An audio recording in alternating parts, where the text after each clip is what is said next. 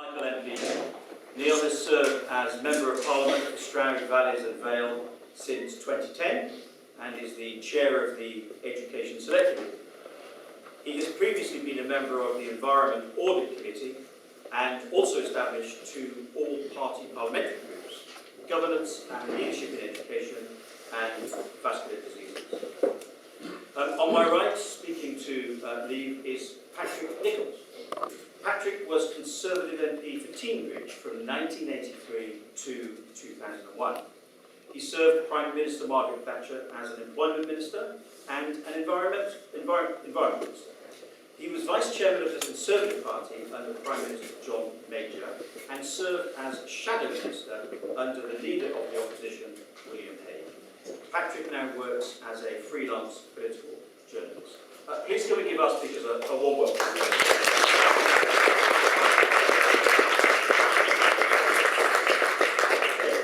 We're going to keep it simple. I'm going to ask both speakers to speak a maximum of 15 minutes. You can make it 5 if you like, but a maximum of 15 minutes. And then we will open the debate up to questions to the floor. So Neil, maybe you can start and tell us why you think we should remain. Thank you. Well, Steve, thank you very much indeed for organising this event. It's absolutely fabulous to see a hall on a Saturday morning on a reasonably nice day, so full. So welcome to you all, and I hope that this is something we can be doing right up to and including the big day on the 23rd of June. I think the first thing to say about the actual day is it is one of the most important decisions we'll ever make through the ballot box. The thing about a general election is if you think you've made a mistake, you can change it in 4 or 5 years' time. The thing about this discussion is if you think you've made a mistake, you probably won't be able to change it ever in your lifetimes. And I think that's a really important point, and it's why I think it is valuable to have these sort of exchanges and to get across the consequences of doing one thing or the other. Because at the end of the day, whatever we decide, we'll all have to come together and deal with the decision that we have made. And so this debate has to be conducted in the right tone and in the right terms. I do think that that is absolutely essential. Now, I'm not just speaking to Conservatives, because obviously our party has different views within it, but also to the whole country and all of you. We have to discuss this sensibly, because it is a crucially important decision. Now, I think there are a couple of myths I want to bust ahead of what I really want to say. The first myth is that because we are actually having this referendum, we do have our sovereignty. We couldn't have this referendum if we weren't sovereign nation state. And that actually also applies, incidentally, to the referendum we had on Scotland. We could not have had that referendum if we weren't a sovereign state. So the sovereignty issue is not so much what we've lost, but what we do with our sovereignty. I think that's a really important thing, because we have to bear in mind that we are one nation amongst many, and so our relationship with other nations does, to a large extent, involve the exchange of sovereignty. Other treaty organisations prove that, and the European Union is no exception. So we have to think about what we do with our sovereignty. The other big myth, I think, which is really important to bust, is just what Europe does and doesn't do. There's a huge argument about it's always intrusive in our lives. Now, as our chairman said, I'm chair of the Education Select Committee, a huge area of public policy, and there really isn't any single aspect of European Union activity or policy or influence that changes our way of dealing with our schools, our colleges and our universities. The fact of the matter is that is an area which Europe does not influence. And you could really say the same about our healthcare system as well. You could say the same thing about large parts, large chunks of our national life. So we have to understand and properly calibrate what it is we are actually talking about. And what we're talking about is really the creation of the single market, the trade activities that we have, and other influences that we enjoy, in my opinion, usefully. Now, I think there are 3 positive reasons why we need to stay in the European Union. I mentioned those 2 myths. The first reason is the obvious one, really, and that's the economic one. We do trade with the European Union. 45% of our trade is with the European Union, and that is a substantial amount. And of course, that trade involves two things which we've got to be mindful of, which are rarely talked about. And the first thing is the evolution and development of basically what we call supply chains. And those supply chains really do matter. Because you think of Airbus, it is based in Toulouse, but actually, in this constituency, firms supply parts to the aircraft that are made in Toulouse or indeed in Bristol. I'll give you an example. In Cam, we've got a biggish firm which makes all of the wiring covering of any A350. And that is a huge contract. It's part of the supply chain, and it wouldn't necessarily influence anybody's thinking in terms of the Airbus is made somewhere else. But the supply chain reaches this constituency in so many different ways. And of course, the single market is all about making sure we can trade easily, exchange goods and services with our partners in the European Union. And the point to make is simply this. That is a market that consists of 500 million people, and it is roughly a quarter of the world's gross domestic product. Other 6.5 billion people have the rest of the gross domestic product. So in Europe, we are, right now, really quite influential and very powerful. So that's the first thing I think is really important to get across. But there's an element of that which is critical, and it's about trade. You think, if you listen to the newspapers or read newspapers, that there's some sort of panacea out there where we would, see if we left the single market, we'd join other trade agreements. Trade agreements are not easy.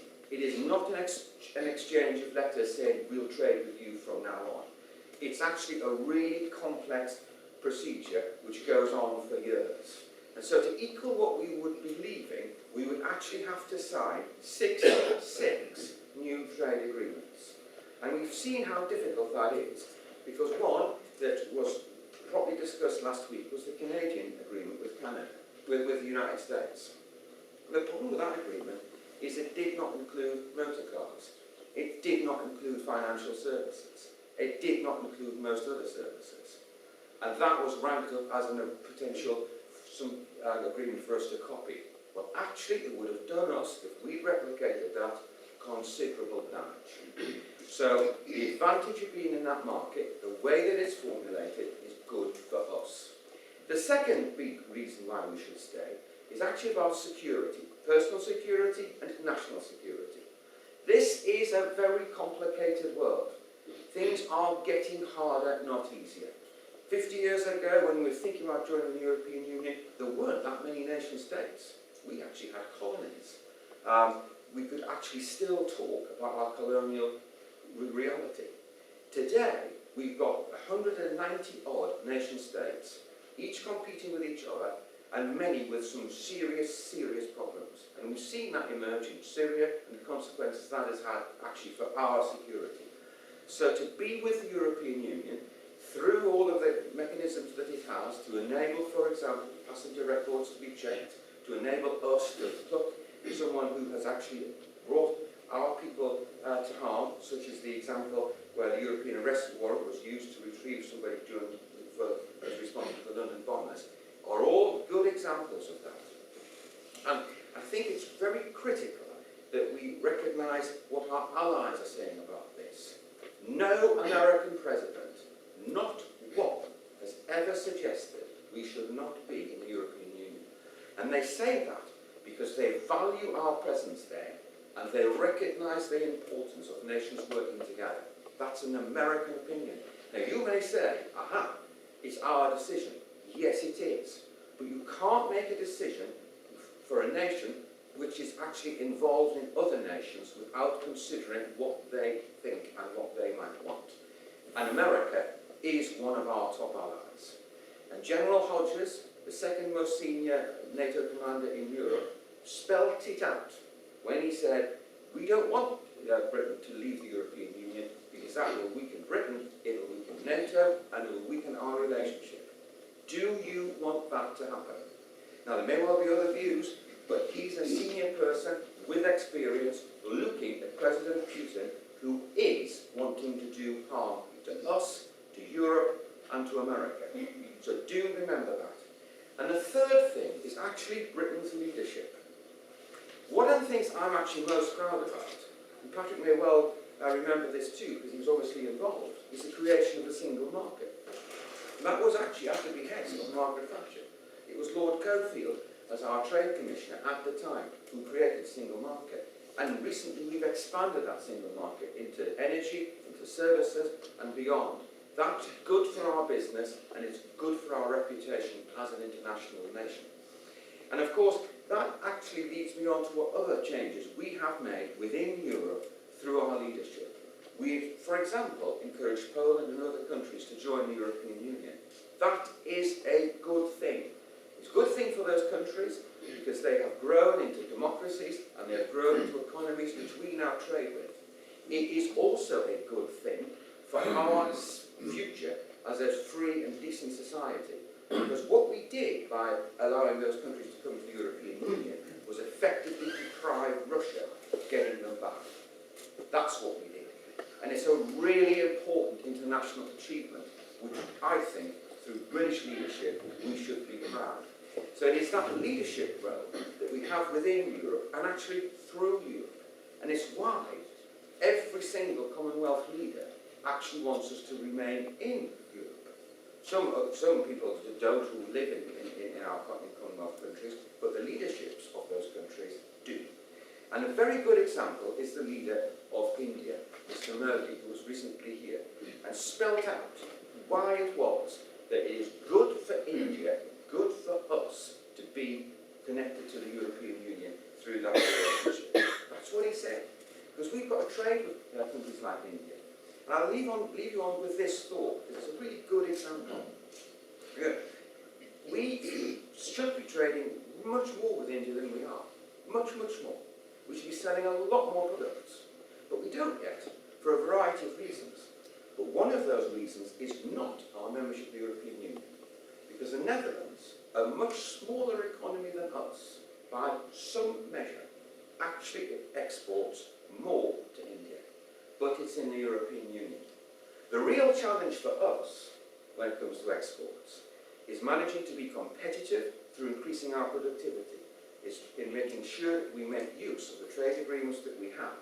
And when we are courageous enough to say, yes, we need the European Union, but we need to go beyond the European Union, and that is certainly what we must do, because it is actually this economy, our vigour, our determination, to be once again a manufacturing country, one with engineering skills, which we know we've got, one with a huge service sector, and we can push out those boundaries if we are really determined to do that. And the answer is not to complain about a structure we've helped build, but it is instead to be really forthright as a nation and say, we are much better than this, we can do it.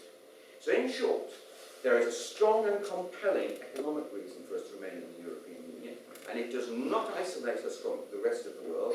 Far from it, it increases our reach. Then the second reason is that we've got a very strong justification for thinking of our own security within the context of treaty organisations. And you know what? We are members of hundreds of treaty organisations, and that is such a great value to us, and it means that we have huge reach. When I was thinking about which tie to put on, I put on my Antarctica tie, because we are the signatory to the treaty that actually helps protect Antarctica. And we actually bring more to the table because of our membership of the European Union than we otherwise do. So that leadership, that capacity, that strength is good for us, and it puts us into a really international position, which I know this country has and should always seek to retain. And it is that fundamental thing about Britain which matters so much. At our best, we have looked beyond our shores. At our best, we have reached out and said we can make a difference which is positive and good. At our best, we have never ever shrunk from participating in the world that we want to shape. Thank you.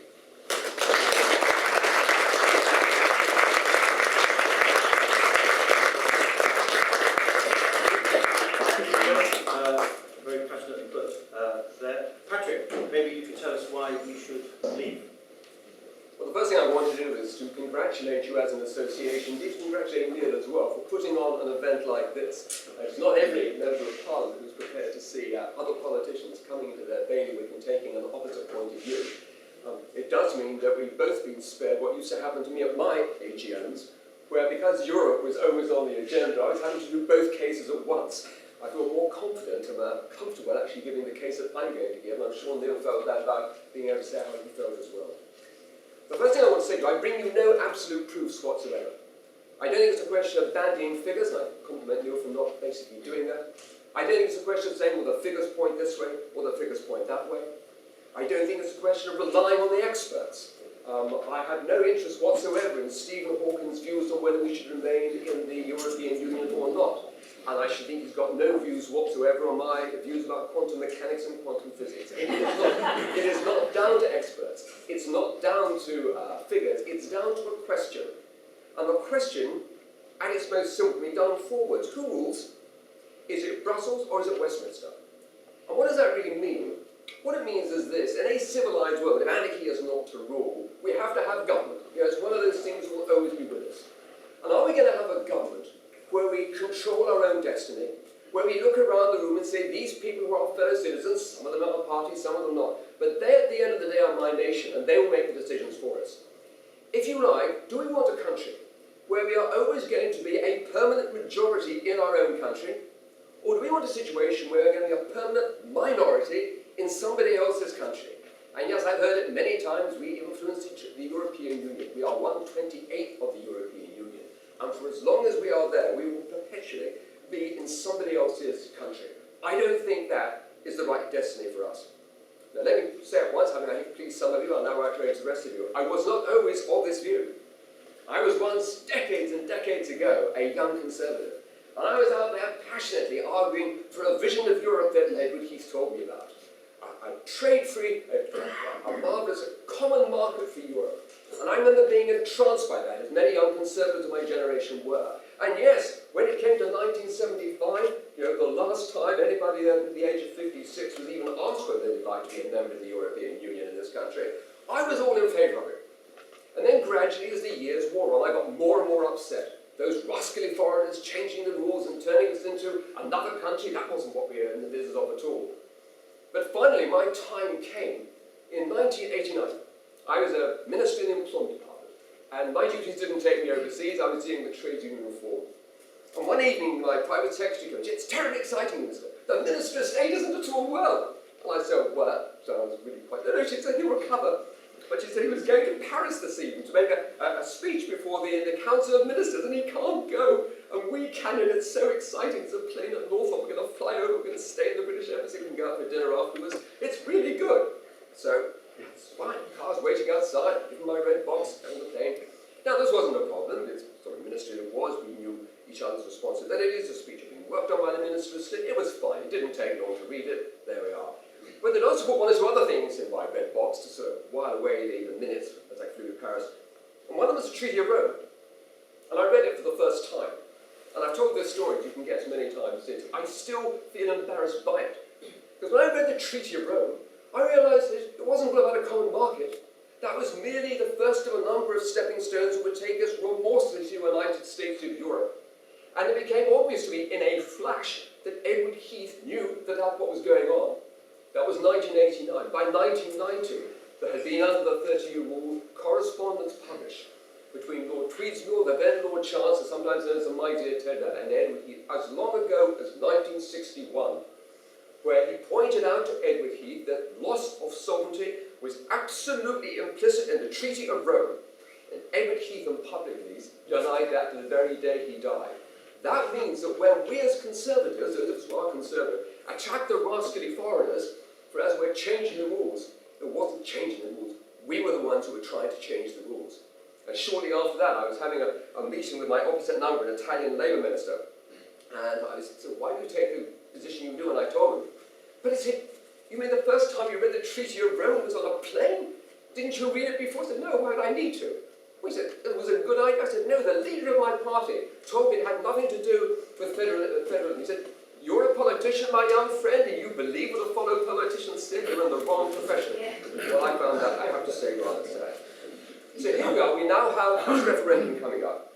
And it will be churlish to deny that we owe the Prime Minister for giving us the chance to have that referendum. It will be churlish to deny that. But equally, it would be naive to deny the reason why he's doing it.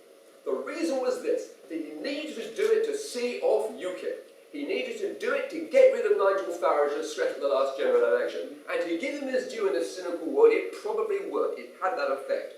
But now we have the referendum, and we've got to have a look at it.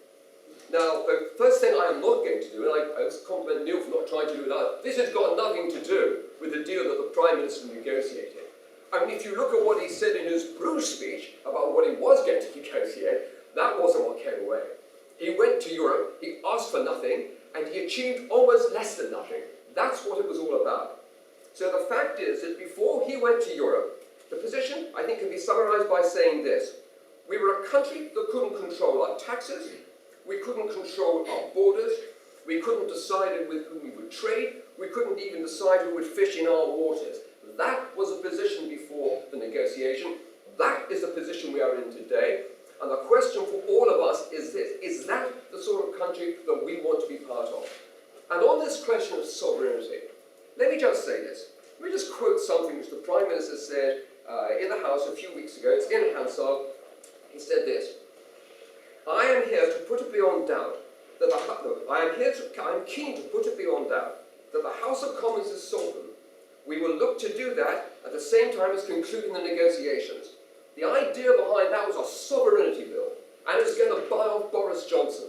Well, it didn't. And frankly, Johnson obviously realised that it couldn't, because it is implicit in the Treaty of Rome. It is implicit in the European Communities Act, which we passed, that sovereignty goes. That is a position in which we are in. Now, who wants that?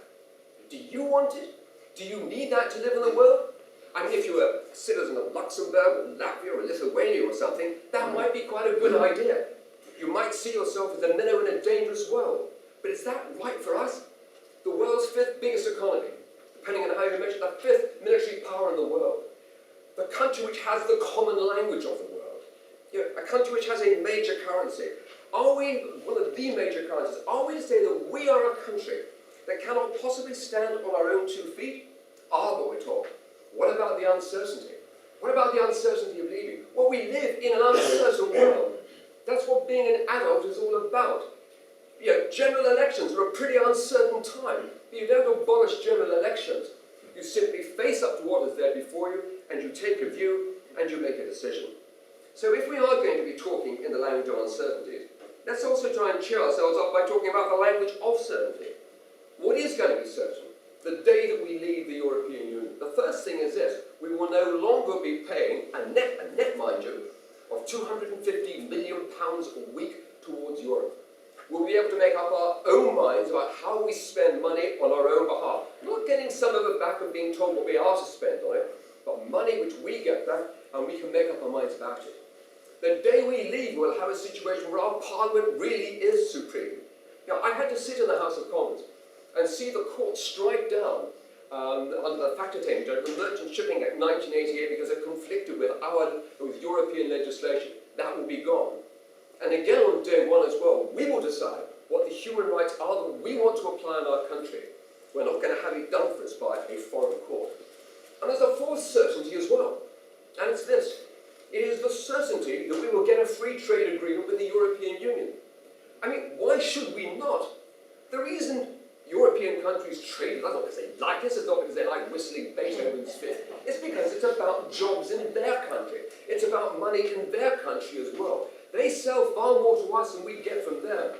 Can you really see Angela Merkel telling the head of Mercedes-Benz, oh, you mustn't send any more cars to those nasty Brits they left us recently? It is simply inconceivable. That's not the way self-interest works. I'll tell you something else. It's not the way European law works either. Because if we were to vote to leave the European Union, we do it on what's known as Article 50 of the Consolidated Treaty. That's completed with a vote, a period of negotiating, if you like, negotiating the terms of the divorce. But it has to be read in conjunction with Article 8, which reads this. The Union shall develop a special relationship with neighbouring countries, aiming to establish an area of prosperity and good neighbourliness, founded on the values of the Union and characterised by close and peaceful relationships based on cooperation. Now, obviously, it is in their interest to have that. Are we really trying to say to ourselves that they are going to be so angry because we left that they will cut their nose off to spite their own face? It just does not make sense. So I think the scare stories do not work. I think really what it comes to is this. I remember a broadcast, the Edward Heath was on January the 28th, 1972.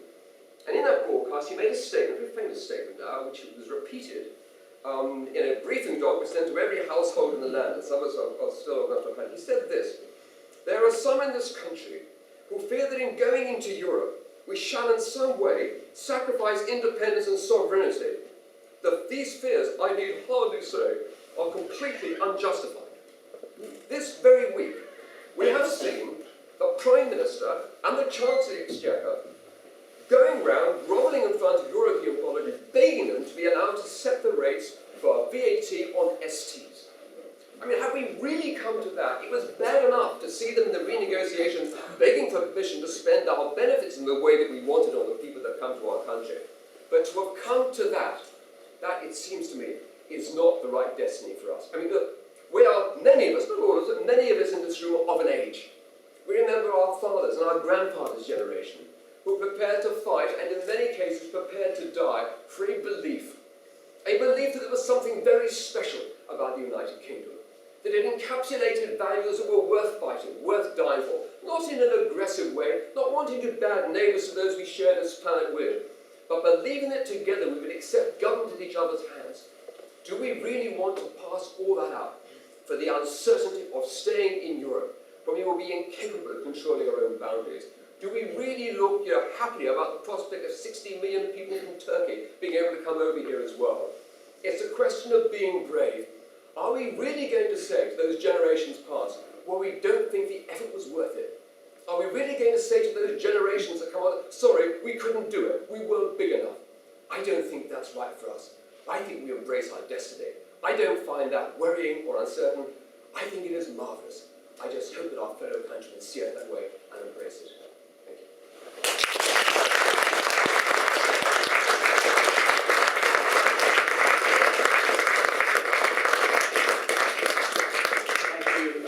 Patrick, again, a passionate delivery from both sides. It's much appreciated. Okay, so we're going to open up to the floor now. If anybody has any questions, please raise your hand. We'll ask the question and then we'll offer both parties to allow to give an answer. So, okay, gentleman there in the green. We're spending far too much money on the common market at the present moment. The Germany and I think it's another country, we put more money in than anybody else. Greece don't do much, and Luxembourg and places like that, Spain, Portugal, we are spending billions and billions of pounds. Now these billions and billions of pounds could be spent on new hospitals, new roads, new prisons for instance, and things like that. National health would benefit very much from that. Thank you. I do think we should remember exactly how much we do spend in the European Union. So our net contribution, given what we give and what we get back, is just over £8.5 billion. That's less than 1 penny per pound in the total amount of government expenditure and predicted expenditure. That's how much we actually spend in the European Union. We've had a resignation from the Cabinet yesterday on an argument about £4 billion worth of disability money. In short, what we spend on the European Union is actually a fraction of what we would spend on, for example, welfare. An absolute fraction. We spend about 200 billion on welfare alone in this country each year. Compare that to 8.5 billion securing membership, the single market, and all of that brings. That is its proportion we have to think about here. And I do leave you with that thought. It's not a huge proportion by any stretch of the imagination. And what we get in return is access to the single market. And this is the rub. Norway has access to the single market, has absolutely no control over the single market, but incredibly pays even more than we do to have access per head of population. And I'll give you an example of why that is so important. In my constituency of Nailsworth, there's a manufacturer of snow. Now you might well think, why is that manufacturer selling snow to Norway and indeed Sweden? I guess it's because they want to have snow all of the time, and skiing has to be guaranteed or whatever. But that manufacturer sells to both of those countries. It takes one whole day to sort out each transaction with Norway because they're not fully engaged in the single market. It takes less than half an hour to sell to Sweden. That is something to bear in mind. So for that relatively small amount of money we pay compared to all of the billions we spend on other things, it's one penny in the pound basically, we get that guarantee of trade for our country, and it is definitely worth it. Patrick, over to you. I mean, Norway, it's often said, well, do you want to be another Norway? Do you want to be another Switzerland? Well, if it's a total economics, the answer to that is obviously yes, but I do accept there's more to it than that. I mean, these countries struck a deal with the European Union. And, you know, size matters. Now, the idea that we couldn't get a deal that was better for us when we are the fifth biggest economy in the world, I don't accept that. So I'm very optimistic that we will be able to get the deal that we want. On the question of the monies, I mean, it is a lot of money, whichever way you look at it. Neil is quite right when he and I have obviously looked at the same figures last night. But so the net is 8.5 billion. In fact, you do have to pop on top of that another 4.5 billion, which is money spent by the European Union here. It's not a Thatcher rebate, it's the other rebate. But when they spend that money here, they're not asking you what you think about that. They're not asking Neil as your representative. They're not asking the British Parliament. They're spending it on priorities that they think are right for the European Union. So the fact is, we can do this all day. It wasn't really a lot of money when you think about it. Fine, okay, if you don't think it's a lot of money, you don't think it's a lot of money. But we could at least agree about this, surely. Wouldn't it be better if we made up our mind that we spend that money on? That it would not be a win-win game. There will be some money to be paid in the administration of the single market. North Atlantic Free Trade Association, NAFTA, yeah, they pay a bit towards it as well. But the vast majority of that money would be for us. Now, you can make up your mind what you do with it. More prisons? I don't think Neil's going to want to campaign on the basis of that. Yeah, whatever. More prisons, more hospitals. That sounds like a good one. 8 aircraft carriers, that could be quite... I don't care, in a way, what we spend it on. We can have an argument. I'll have aircraft carriers, you will have prisons. Fine, and you will have schools. It's one of those things. But we make the decision. And that's what concerns me. It's not really in how big or how little it is. I want Neil and his colleagues, my former colleagues, to make that decision in the House. I'll tell you why. Because if he gets it wrong, he's a nice guy, if he gets it wrong, we'll kick him out. But you can't kick out the decision makers at the moment because they're over there in Europe by the 128th part of it. Thank you very much. Another question, Nigel. So I believe that British democracy developed over 1,000 years does mix with EU authoritarianism. So my question to the panel is, Neil stated that we have considerable influence and leadership in the EU. So how do you reconcile that with the facts that in 1973, European Council membership, we had 10 out of 58 seats. In 2013, we had 29 out of 352. And that's a reduction from 17% to 8%. The European Commission, again, we had 2 seats out of 13. Now we have 1 out of 28. And MEPs in 1979, we had 81 out of 410. Now, in 2012, we had 73 out of 754. That's hardly an increase of considerable influence, I think. Yeah, it's a really good and interesting point. And I think that the real issue here is the alliances that we have within the European Union and the agreements that we are able to push through. It's because we are a big nation state, and it's because we have sensible and friendly relationships with Germany, France, Italy and others that we are able to help define what happens in the European Union. My great regret is that we've spent the last 10 years or so arguing about whether we should be in the European Union rather than using our powers and influence to do something about what the European Union looks like. Because whenever we've intervened, we have done so with effectiveness and precision.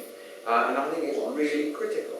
The thing that the figures that Nigel is quoting, that I really do want to get across, is that the real decision-making body is the one that Patrick actually went to when he was telling you the story. That's effectively the Council of Ministers. That's where the decisions are made. That's how the future of Europe is created. That's where Britain's influence is really put to the test.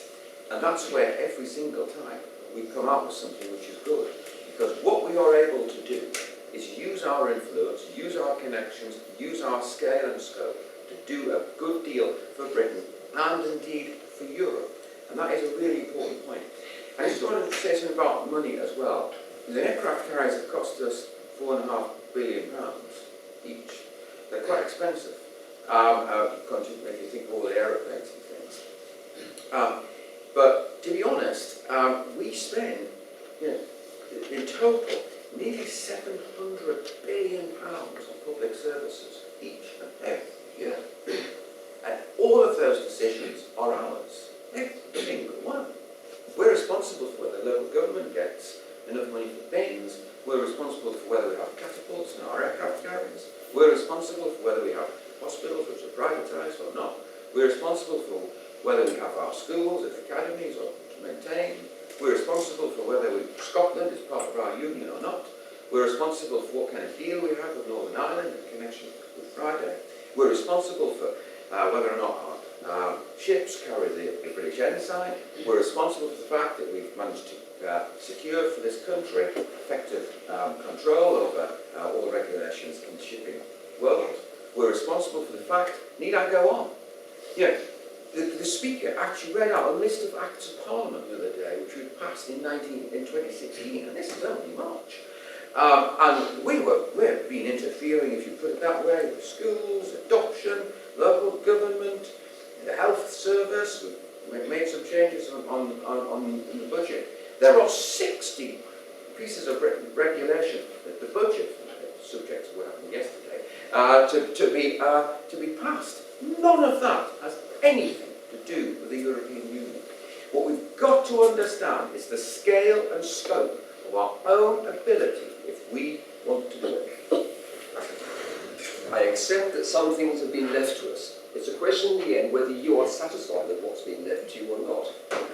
At the moment, if your laws passed by your sovereign parliament are incompatible with European legislation, they will be struck down. The House of Commons Library, which is unimpeachable source of impartial factual information, assesses that somewhere between 2/3 and 3/4 of the legislation which Neil and his colleagues passed essentially comes from Europe. We are under a duty and an obligation to legislate in the way that is necessary. When it comes to agriculture, for instance, 100% of our domestic laws have come from Europe. I remember that my last parliament, when we had the BSE nightmare, and it was a nightmare as well. Before one Devonshire farmer could be granted a single pounding compensation for one cow, that had to be approved in a deal with Europe. So to say, well, we've got lots left, doesn't seem to me to be an answer. Now, this word influence, this is quite interesting. What influence do we have in Europe? And Europe can quite properly point out, we go and we talk, but where do we get? I mean, we're all of an age here, we can go away and look it up for ourselves. I've been on both sides of the fence. It's quite odd for me to be up here now, because I'm usually down there with you, giving people like me up on time. But the way I remember it, was this. We did not have the effect of being able to make Europe bend to the way that we wanted it done. We really upset them by telling them over and over again that we didn't like their club. We are not popular in Europe. They really, really resent us. And in a way, they're right. They have this ever closer union. If we'd had their history, maybe we'd been in favour of that as well. But we don't have the influences necessary. I don't want to influence other people to let them tell me what laws I can pass. I want to do that for myself. I want Neil and his colleagues to do it. The influence I want is the ability, I don't mean this literally please, to throw you out at the next general election if I don't like what you've done on my behalf. I want to be a majority in my own country, and Europe denies me that. I'm Caroline Stevens, campaign activist manager for Vote Me. So I just thought I'd tell you my intentions of how I'm going to vote. Firstly, Greenland left the European Union several years ago. They valued their fishing waters, and so they were able to secure preferential terms with the European Union. and it is written into one of the agreements that we will also get preferential terms, so there's no problem at all with us walking away and getting a favourable trade deal. Neil, would you like to just explain a little bit, you mentioned about security and education, which I'm a qualified teacher, and security with the NHS, which, as we know, is already 7% privatised. Can you tell the audience about the Comprehensive Economic Trade Agreement, which has already been ratified, and how that's going to impact on our services in this country, and then following on from that, TTIP in 2 or 3 years' time? Let's get something absolutely clear here. We in this country spend money on education and health. They are public services, and they always will remain public services as long as we decide them to be public services. The idea that 7% of the NHS is now being privatised is not correct. It's nearer to 5%, and it's certainly not a policy that we would want to do that anyway. We'd have a huge argument domestically if that's what we would. But let's just think about the NHS for 2 seconds. What is the big problem we're having at the moment? Well, it's the introduction of 24/7 healthcare. Who's causing us the biggest difficulty? It's certainly not the European Union, because it's got nothing to do with it whatsoever. It's basically a relationship between the BMA and the Department of Health. And I'll give you a fiver if you can find the European Union influence in that decision at all. It's one of the biggest decisions we've been making about the NHS for some time. It's our decision, and quite right too. If you look at our schools, what we're determined to do is make sure all our children go to a decent school. Who pays for those? Basically central government. Who organises the way in which we decide the curriculum? Basically governors and the local authority and academies. There's nowhere at all in either of those two areas where the European Union actually influences. Now, as far as economic agreements are concerned, the biggest thing that I seem to pick up every now and again, which absolutely perplexes me, is why do people completely misunderstand the trade agreement we're going to have in the United States? I cannot understand, I can't see it. Because the first thing they say is, we don't know anything about it. Go on our website and you'll find 26,000 pages talking about it, so just read them.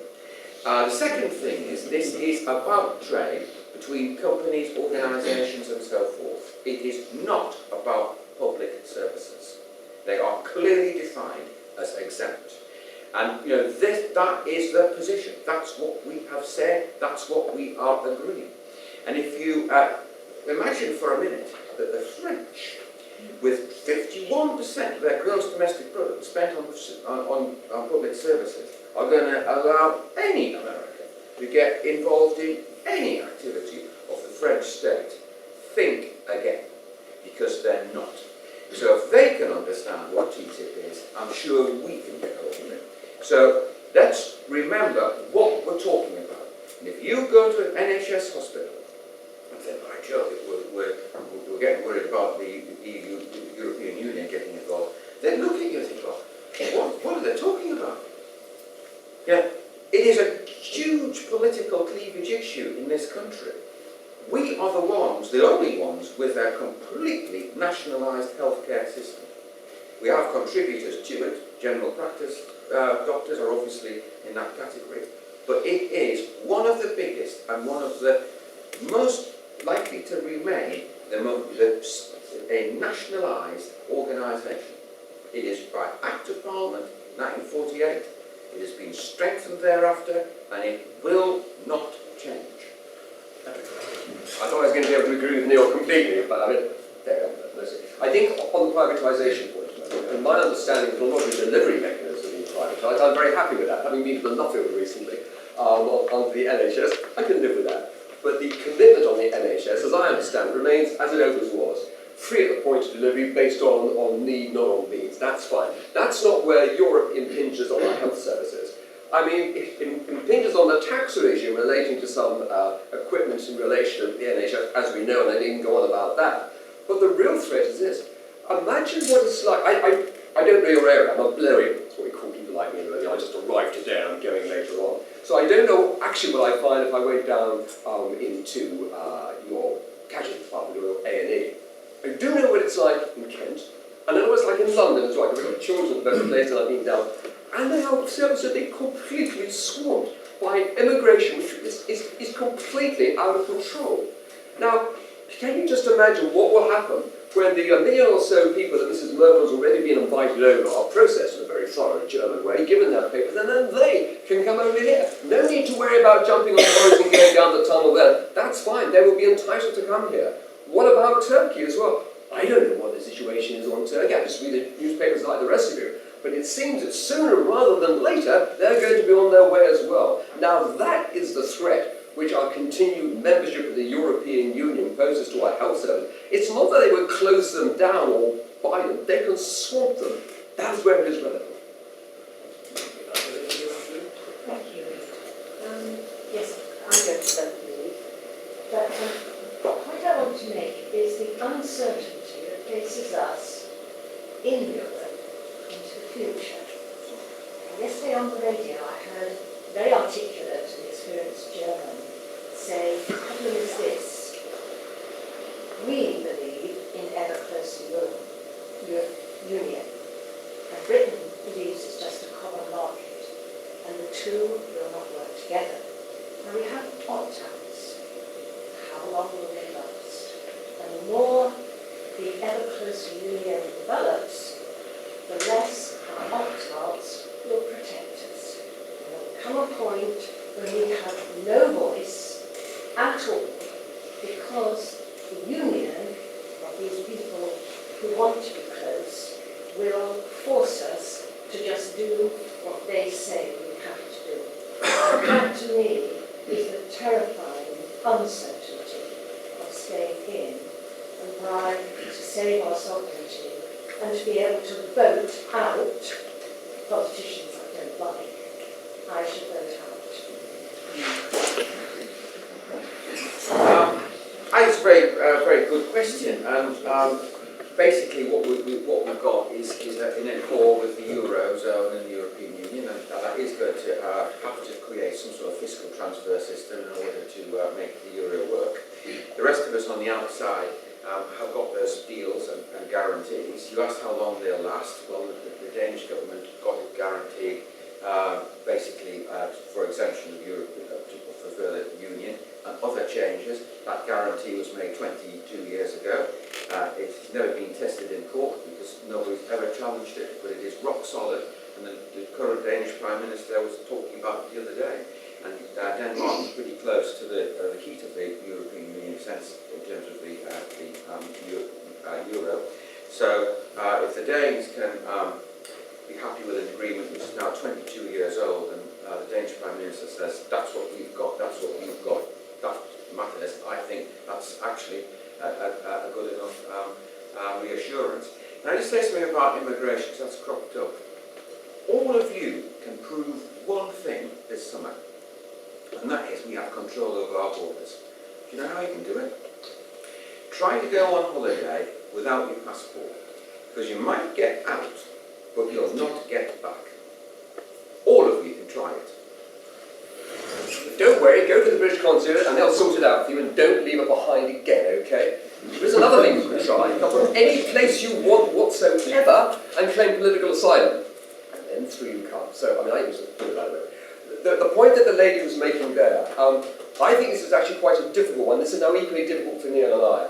Because I actually agree with the, I don't know who it was, but I've heard that viewpoint put. You know, it comes to the point that I made earlier on. We are a profoundly disruptive influence in Europe. When I was in the House, when I was in government, when I was in opposition, and since, I travel a lot in Europe, particularly like France. Yeah, I speak that language badly, and it's fine, the rest of it. And so all O's and O's, they cannot understand why we are, we're like a child in the playground. All the children go and play over there. I want you to come and play over here. And that's the problem. They have this ever closer union. I'm not now going to be horrid about it and say it's all going to fall apart in due course, even though it probably will. But it's what they want to do. They believe in it passionately. You talk to the German, French, they really are prepared at times to back something which isn't in their own national interest because they see themselves and believe themselves to be European. and we drive them round the bend by constantly trying to stop them doing what they signed up to. And the reason we were put in that position, I'm sorry, is because all of us, every single one of us in this room were lied to by a Conservative Prime Minister. Time and time again, when I was in the House with Edward Heath, I tried to intervene on him on European debate. He wouldn't do it. He would never give way. I even wrote to the blessed Edward, telling him in advance why I hope he would take an intervention. He would never do it. The nearest we ever got to it was a journalist called Hugo Young, now sadly died, a great man, Guardian journalist, who wrote a book called The Sceptred Isle. And he could never interview Heath because he couldn't do it. So he interviewed a guy called Geoffrey Rippon. And he talked to Rippon about the My Dear Ted letter, the fact that Heath had been warned that sovereignty was going to become. So why didn't you tell the people that? So, couldn't possibly tell them that. They wouldn't have voted to stay in, would they? Well, that's what gives politics a bad name. I am not anti-European. To this very day, I feel embarrassed when I think what we did to our own country and what we do to the European Union by behaving in the way that we do. But the fact of it is, they think it is a good destiny for them. That's fine. I really do wish them all the best. You've got to decide whether you think it's a good destiny for you, but in doing that, have a thought and a care for our European friends, because it is not our fault that we got into their club under false pretences. Actually, believing vicarious responsibility is your fault and mine. The gentleman with the strike. Going back to one of Neil's very opening remarks about this being a decision once in a generation. Why does it have to be once in a generation? Why couldn't it be in 10 years' time if we don't like the way things are shaping up, for example? I think the answer is, but Neil do the European bit. Oh, come on, let me have a go to it as well. From a European point, it's hang on a second. You're either in or you're out. You can't keep on doing this. It is just not fair to us. What do you want to do? Go or come? And I think that's the way the Europeans would see it, because it's their club. They have made sacrifices. If you live next door to Germany, you make sacrifices. I mean, and they're prepared to do that. The problem is for us that we don't. What I don't know is what I'm doing a lot of training and working out, okay, so I can do this. I don't know what I'm going to say to my children in 25 years' time. I don't know how I'm going to be able to deny that they too should have a vote on whether they want to stay in the European Union. I hope it isn't a once in a generation. I hope it is now. Well, I would hate to think that after June the 24th, it is completely over and we could never come out. But if we are going to be a constructive member of the European Union and accept their agenda, then we've got to agree to be in once and for all. The trouble is, as the exchange I had with the lady just now, it's logical for them to want us to stop doing this every generation, but it's logical for us to do so. And until we change, until the national psyche changes, and English people, British people, will actively vote to do things which are not in their interest because it benefits Luxembourg or Latvia or Greece or something. It's a bit like America. If you're in California or Tennessee or whatever, sometimes you're doing things that you don't particularly like. You do it for America because you have a common bond, a common language, a common interest, a common heritage. That's not the way we feel about it. Now you might say, I wish we felt differently. I suspect Neil probably wishes we did feel different. But we are what we are. What suits them does not suit us, and we should do the decent thing, walk away, and stop getting in their way. Let them do what they want and establish friendly trade relations with them. I think there are three reasons why I think we should be really cautious about this decision in terms of whether we could remake it, if you like. The first one is actually it would take us, according to most economists, about 10 years to adjust our economy to basically solve some of the problems that would occur if we left the single market. And that 10-year period would be lengthy, it would be, I think, costly, and it's one we have to bear in mind. And whilst we would be doing that, the European Union would be moving in a direction which we might not like, and we certainly couldn't influence. So there's a combination of that. And then I think the other big looming problem is about Scotland and Northern Ireland, because we know perfectly well that the Scottish nationalists are going to win in May, and they will be in a position to make a very big noise about wanting to leave the United Kingdom. And I think that we would really find it very difficult in about 5 or 6 years' time to resist the obvious logic of the consequences of recreating a tariff barrier within Ireland, i.e. between the Republic and Northern Ireland, because that's what we actually have to do. So I think that would be something which would be very challenging and time-consuming, and I think it would weaken our position vis-à-vis any plans we might have in the future of rejoining the European Union. Because you've got to remember, the decision we make is certainly one we would have to stick by, but the consequences of that decision would then be effectively out of our control. And I think that is the challenge. I, for one, would accept the result if we were to leave and proceed along the lines of making sure that we had the best possible deal. But that would be very difficult to secure, because as Patrick has referred to, Article 50 is quite precise, and does actually mean that the moment we leave is the moment we actually leave the table. And therefore, the deal that we would get would be a deal we'd hear about and not participate in negotiating. It's a very dangerous situation for us. I just want to tell you something about Teignbridge. We are not, I know you're not all Conservatives, but those of us who are, the Conservative Party is not known for having votes. We don't vote often for anything in our party conferences, and we only just recently decided to elect party leaders through votes. But back in 1972, for the first and only time, Ted Heath insisted that the biggest group of the Conservative Party which could vote in those days was called the Central Council.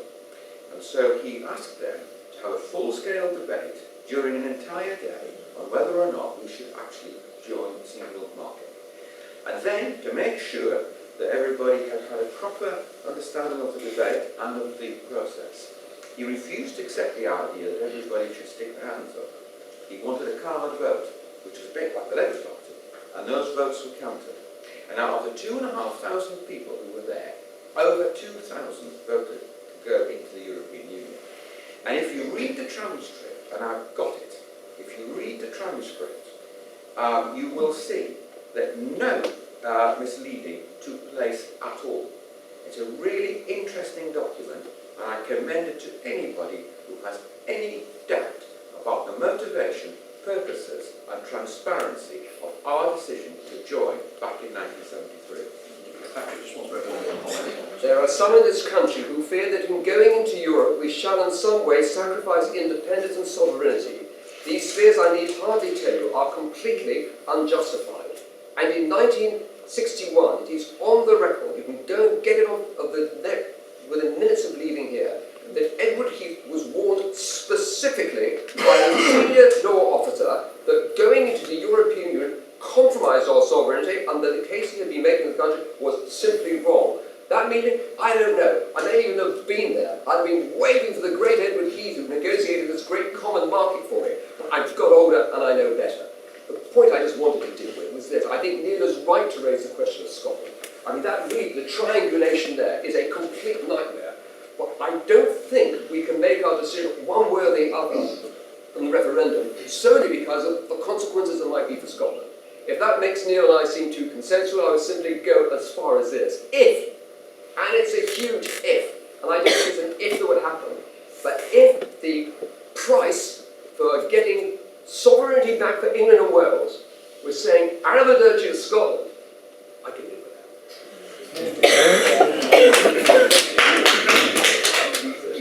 I've had various questions emailed to me from villagers and members alike. I'm only going to use them if we don't have any questions. We have plenty of questions. There was one thing that stuck in my mind, however. I was stopped in the street the other day. David Cameron is scaring me. If we vote to leave, will the world end on the 24th of June? You can tell us what I had. That's a great one, it won't end. It won't end at all. I don't think it's like the millennium plan, you know, it will as well. I think it will simply change what we are as a country. I suppose you've just got two visions, okay? It will make Neil genuinely happy, okay? He will go away and play Beethoven's Fifth. He'll probably even sing the words in a number of European languages. And I will go away and play Jerusalem and cry my eyes out. I don't think Patrick's heard me sing.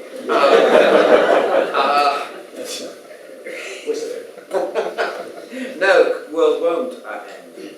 But what we'll have done, essentially, is got off the fast lane. And you know what that fast lane has been good for us? We're employing 31 million people today. We're growing comfortably in comparison to any other Western world. We can make choices about who we invade without reference to the European Union or anybody else. You may well agree we probably wrong to invade Iraq, but we weren't stopped. Jacques Chirac did stop the French because France is sovereign in these issues, and so are we. We were able to bomb Libya to bits. Nobody seemed to want to stop us. I'm wondering if that was the right strategy, but we were able to do it. We were able, as I was pointing out, to go down to Antarctica, carve out our niche there. Nobody stopped us. We're able to secure Falklands, and when oil prices and gas prices start rising, we might find that to our advantage. Nobody stopped us. We are a sovereign nation. We can do what we want. What we've chosen to do in the last 40 years is basically have influence with the European Union through our treaty negotiations to get a better deal for Britain's position economically and in terms of security. That's worth having. And you know what? We don't even need to have a referendum to leave the European Union. There are two things we have to do. Actually, pass an act pushing out the 1972 European Communities Act and basically write a letter saying we're no longer signatories to the Treaty of Rome. That's all we have to do. It's no big deal here. We can do what we choose to do. And when you're on holiday, you must notice that. We're really quite powerful. We're really quite influential. We're not kicked around. And that's, I think, part of the reason why it's worth being in the European Union. Okay, I'll take just a couple more questions before we wrap up. I know Stephen, you can I'd like to talk about the economy and the disastrous effects of leaving the European Union single market. I'm an accountant, so I'll crunch the numbers. And I can't talk about numbers. I'm going to. Right. We have a massive trading balance with the European Union goods. If the European Union, through its toys output plan, stamped its foot and said, right, we're putting up a barrier, you're going to trade with us as an external party, no free trade whatsoever, they can only do one thing. They can impose the World Trade Organization external tariff, and that's it. It's 4.2%. Big deal. Now, with the trading balance, we would gain £2 billion a year, every year, into the UK Treasury from the European exporters. That's going to make their goods in this country more expensive, which means our massive trading balance, which is killing this country, would simply diminish, which is a good thing. The government is desperate to raise inflation. Desperate. If we leave, then those goods that are being imported, remember, there's an awful lot of them, they're going to come into this country more expensive. That's going to kick inflation up. It's a win-win-win. Now, I thought that's a bit simplistic. So I asked my friends at Bloomberg, who are financial experts, and their intelligence unit has done a report on Brexit. February, it's very recent. Now, what they say is, what's going to happen? We don't know, which is very honest of them. We don't know what's going to happen if we stay in. We don't know what's going to happen if we leave. But we'll look at the three areas of shock. Confidence shock, credit shock, currency shock.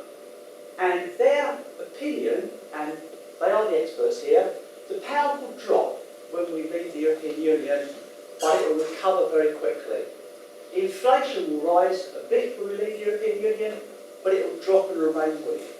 GDP will drop in 2017 for the year. It will then recover and surpass current estimates from 2018 onwards. So, my question to obviously is, are these Bloomberg experts wrong? They don't know what they're talking about. If they're not wrong, what's the problem? Yeah. You're on your own, Neil. I sometimes think I am, but I think the real problem there is, first of all, tariff barriers and the value of currencies would have an impact on each other, and that would be very difficult to predict. These economic situations are very difficult to predict. The second problem is, as Mark Carney, the Governor of Bank of England, has noted, we would face some real crunch on our banking. He's already put in place, much to the annoyance of members projects through the transitional period, because he knows that there would be a freeze on capital, because money would go out. I know that, and I think it's almost common knowledge now, HSBC would be importers to Europe. We've effectively confirmed that. I said they will send a small unit engaged in forex, 1,000 staff. HSBC remaining headquartered in London when they took a decision where they could headquarter the whole world they had at their feet. They decided to stay here. Well, Let's get the facts right. You can go and hear those from Douglas Flint, who's the chief executive, the chairman of HSBC, because I've invited him to an event in the House of Commons. So you can go to my website and find out when it is. So that's the second thing. The third big problem, which everybody seems to overlook, is the question of percentages. We export 45% of our goods, as you correctly noted, to the European Union. No member of the European Union exports more than 7% to us. Now, if you think about that for a moment, it means that we are more dependent on being in than they are us being out. And that is a really big source of risk. Sorry, say that again on this. We export 45% of our goods to the European Union as a whole, the single market. But if we weren't exporting to the single market, but to the nation states individually, we'd own the country which exports the most to us, Germany, is less than 7% to us. So the problem is its proportions. And I think that if you work out the tariff issues and the consequences to our economy through those trade relations, those trade changes, that would not be good news. That's not to say that we couldn't cope with that, because we would make it so we'd have to. But it is a really big issue. The fourth thing you've got to bear in mind is this. If our pound goes down, which the trend is, that's what's happening, that's going to alter the cost of raw materials for us. And you just don't want to be bringing in too much inflation. It's true, we need a little bit of inflation, no question about that. And I suspect that will come in other ways. But we don't want to start bringing in what we would call structural inflation, where you're actually buying in products which are more expensive to start with because we're not actually in the right position in terms of trade. And if you don't believe me, just look back at what was happening to our economy before we joined, because those were the trends then, which made our balance of payments position really quite stark, really quite serious. Bit of memory lane. The reason why we were such a jam in 1972 was one, because I'm read that he's had the most disastrous Prime Minister in British history. I'm including Lord North in that. And also we had periodic bouts of Labour government which were doing us in. I think one other thing I think does need to be, I mean, Neil's right when he says we could get our sovereignty back by simply repealing the 1970. Well, we could do that, but it would cause an absolute earthquake. For as long as we are in the European Union, we have given up our sovereignty. You've got to say, how do you want to get it back? We want to say to our partners, look, it's not your fault, we will use a mechanism to renegotiate and get ourselves back, or do you really want to make it the worst divorce on earth and behave in a way of just repealing the 1972 Act? I simply don't accept that we have sovereignty that matters in the name of it if every single person of the European Union, plus as I understand it, Turkey before too long, plus all those who come in at the moment from Syria and Afghanistan who are given papers of settlement, when they are able to walk into my country and I cannot stop it, if that's called sovereignty, sorry, I don't want to know.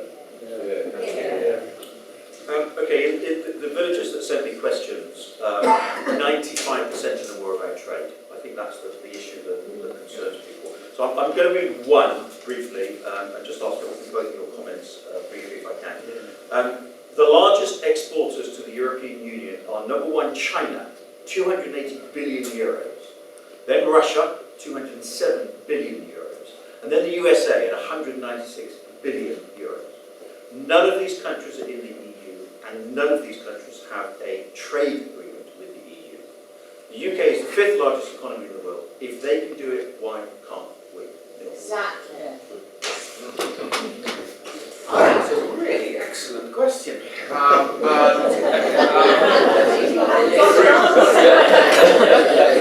And it's a good one to end on. because I like ending on a high point. Let's take Russia, for example. What we've actually just done, because Russia has been really naughty about Ukraine and other countries, is we've imposed economic sanctions on our economy. And absolutely right. Because it is totally wrong for President Putin to be getting away with what he has been doing in the Ukraine and in Syria. And so what we've done is we've pushed the sanctions, and you know what's driven his retreat from Syria? The fact that we are making his economy hurt. And I think that is the European Union doing a good thing in the right way. So that's the first point. If you take the United States of America, if any of you do any trade with the United States of America, just tell me how easy it is or how hard it is, because we do not have a formal free trade agreement with the United States of America. Quite easy. What? It is. We don't, and that is why it is so important that we have the TTIP agreement, which I was talking to you about before. But remember this, the United States is a powerful single economy. It only actually transacts with the outside world 16% of its gross domestic product. So it can afford to do the way to operate in the way that it does. But the question about China is the most interesting of all, and it is this. And I'll give you a little anecdote. I was at a lunch with one of Patrick's former colleagues. I won't name it because it was a private lunch, but he got up and he said to the Chinese ambassador, he said, "Mr. Ambassador, you know, we are tied up in knots with Brussels. Everybody complains about this, that and the other, and we can't trade with you." And the ambassador said, "Well, that is an interesting point, because of course China trades with Germany 5 times the rate that it trades with you. Why should that be if they're tied up in the same knots that you're tied up in?" And the essence of that story is this. We can use the European Union to our best advantage, and so we should. The real question is how we use it and what we do about our nation's productivity, because that's the real problem. The real problem is that we are not competitive with many of those who we think of as our partners. The OECD points out that Germany is 28% more productive than we are. That's a startling fact, and it's absolutely cast iron because nobody's ever disputed it. So what do we do about it? Well, we're doing lots of things. Introducing broadband, improving our roads, improving our skills, and that's the big challenge. But why does it matter? It matters for 2 reasons. If we can actually become more productive, then we'll have more spending power in our own economy because our wages and salaries will rise, because they will be linked to that increased productivity. And the second reason is that we will be able to outperform our competitors because our products, our services, will be more competitive than they are at the moment. They'll be better value than they are at the moment. Because at the end of the day, it takes the Germans basically 1.5 days less to do something that takes us 5, then we're not as productive and our products broadly are more expensive. So that's our challenge as a nation. The Chancellor pointed it out in the budget last week. The Bank of England is constantly talking about productivity. It is the issue of our time. And that's the one we have to confront. That is the whole thing. I've driven my whole last 6 years on helping young people get better jobs, improving the skills agenda, making sure our investment in this constituency keeps on flowing in, recognising that when it does, it's good value, hoping that we can increase our productivity. If you want to make this country really thrive, stop arguing about Europe and start addressing that fundamental challenge. You didn't answer the question, which is... I did. No, it was about China trading into Europe. Without having to be part of the European Union. Well, look, China is a really important country here. And the added thing to point out in connection with China is it is cash rich and can undercut us all. It is an economy which is really quite different to the one to the structure. Why hasn't the European Union stopped that? It hasn't, you see. It's just because we need to. We've lost our steel industry in Wales. Because we have to trade with China. And if the steel, let's talk about, if we're going to talk about steel, it's a really good question you've just asked about steel.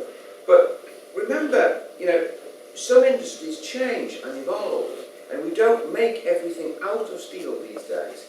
Composite materials are often stronger, cheaper, and more flexible and more useful. And so what we're making out of many cars and aeroplanes is we're not making them out of steel any longer at all. We're actually using composite materials. And so it's not surprising that only the firms which are really producing the high-class steel for the sort of things that we have to use steel for, but in a very sophisticated way, are the ones who are going to survive. And that is the challenge. Economies change. You could complain about coal. Patrick would say, well, back in Kent, the miners were all on strike and the coal industry was badly managed and all that. But we don't use coal now because we know it's the wrong way of generating fuel. That's a seismic change to the way in which we operate in energy. And we're going to see the same sort of changes in our own economy. The government said we will stop using coal-fired power stations. That's what's driving it. Very quick, a rhetorical question really, so it doesn't keep the debate going. Who would you rather, if there was a trade agreement to be negotiated with China, who do you think would be out there batting best for Britain?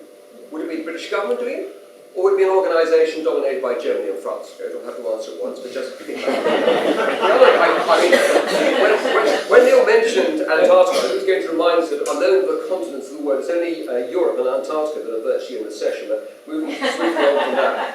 There isn't time to bring Ukraine into this, but I would urge you, if anybody thinks that this is all about Europe good, Mr. Putin bad, just go away and check up on what actually happened. Yeah. What actually happened was that the European Parliament in particular, and the Commission, in a grossly irresponsible way, encouraged the citizens of Ukraine to get rid of a democratically elected president because they didn't like the fact that he was leaning towards Russia. And to have expected Putin to put up with that in his own backyard. I mean, if we had to surrender the Isle of Wight because we lost the First World War, would we have another transfer of power like that? It was grossly irresponsible as a result of that. Putin walks in. So if anyone is overly impressed by that, and there isn't time to do it now, I really do urge you, back to your computers, bit of basic homework, won't take long. Time is running short. I think maybe you could finish off, Neil, maybe you could just give a very short conclusion. I'll give you 2 minutes just to try and persuade people otherwise. Right, well basically I have set out my case. I think that we deal with the myths. We actually are a sovereign nation. We can do what we please if that's what we actually ultimately want to decide. And that's why this referendum matters. And the second thing is we have to think about the scale and scope of this, and the room for manoeuvre that we've got in virtually every area is actually incredibly large, and we should accept that and recognise that those are our powers for us to use. The economic case, I think, is very persuasive because you don't leave the world's largest single market without proper due consideration. It is 500 million strong, but it's a quarter of the world's gross domestic product, and it gives us huge influence within it. The security issue is, I think, very valuable, and we know that our key allies, our principal allies, America, Commonwealth countries, and others, really do want us to remain in the European Union. And then there's our leadership role, which I think is just so valuable because we are a nation which looks outwards. I ended my remarks basically reminding everybody, I think, that just how effective we are when we are outward-looking, international and confident. As soon as you start closing borders down and becoming diminished, then you are on a slippery slide. And for those of you who are critically minded, bear in mind that one day you could have a Labour government under Jeremy Corbyn.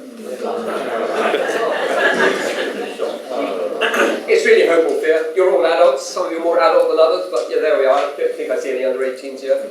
Are you prepared to embrace your destiny? Are you prepared to say, yes, we are not inward-looking. There's something totally inward-looking and sclerotic about the European Union. It is the answer to a question which has completely disappeared. It was designed to stop Germany going to war with us again. Germany isn't going to go to war with us again. It's going to bring lots of people, but that's a different point, okay? So it's an answer to a question which no longer is, yes, let's look to the world. Let's think about China. Let's think about India. Let's think about America. Let's stop thinking that we are so infantile and so useless that we have to be part of another organisation because we can't stand on our own 2 feet. What I'm really saying is, let's do Neil the compliment of making sure that he gets all the powers that he needs so he can come back to this village hall in due course and be thrown out because of the way he's discharged. The final thing I wanted to say to you was this, and I hope I'm not usurping the chairman's function saying it's not so much recently because I'm getting on a bit, but I've done a lot of these debates over the years. I've debated a lot with people who are on Neil's side of the argument. I can't remember the last time when I saw somebody who I think is probably outnumbered in this hall in terms of the position he was putting, who dealt with this with grace, style and humour. I don't have to agree with the conclusion he's come to, but frankly, I'm delighted I was able to share a platform with him. And while I don't wish your cause all the best, I wish you all the best.